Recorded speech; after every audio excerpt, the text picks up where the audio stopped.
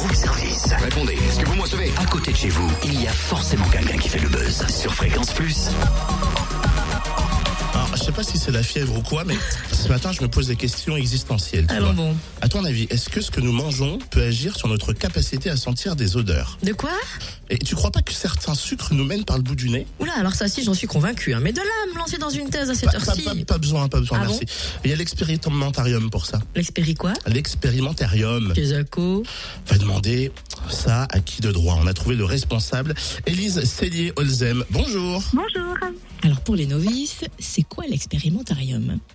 Alors l'expérimentarium, c'est un programme de l'Université de Bourgogne dont l'objectif est d'organiser des rencontres entre de jeunes chercheurs de l'université, toutes disciplines confondues, et le public. Donc ça peut être des scolaires, mais également le grand public. C'est ce qui se passera dimanche après-midi. Une nouvelle édition ce dimanche. Quels chercheurs va-t-on rencontrer et que vont-ils nous faire découvrir?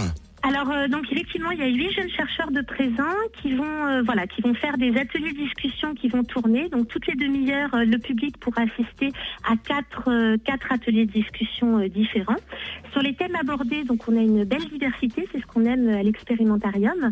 On va avoir des sciences de l'alimentation avec un chercheur qui s'intéresse à la façon dont notre alimentation peut influer sur notre odorat.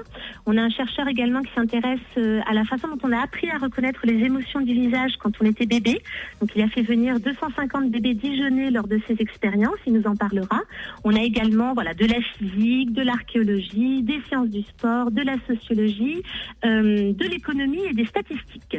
L'idée, c'est quand même de vulgariser la science pour qu'elle soit accessible à tous. Tout à fait. Mais à partir de quel âge on peut assister à l'expérimentarium? Alors c'est à partir de 9 ans. C'est-à-dire qu'on a l'habitude, nous, de recevoir des classes à partir du CM1, CM2, quand on fait des moments pour les scolaires.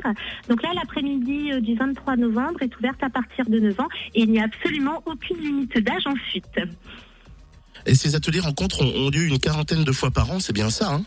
Tout à fait. Donc dans les 40 fois, il y a des moments qui sont prévus pour les scolaires puisqu'on reçoit des classes, mais on a également des moments qu'on fait au Centre des sciences du goût, donc ces après-midi grand public, et de temps en temps nous emmenons aussi les chercheurs de l'université dans d'autres lieux, que ce soit sous les halles du marché de Dijon une fois par an ou dans différentes bibliothèques. On l'a même fait une fois sur la péniche Cancale d'ailleurs, donc on essaye de se balader un petit peu pour sortir des murs de l'université. Autrement dit, une sacrée opportunité de faire des découvertes insolites et ludiques en famille. Venez rencontrer ces chercheurs de l'Université de Bourgogne dimanche au Centre des sciences du goût et de l'alimentation à Dijon. De 14h à 18h, notez bien, l'entrée est libre et gratuite en plus de ça.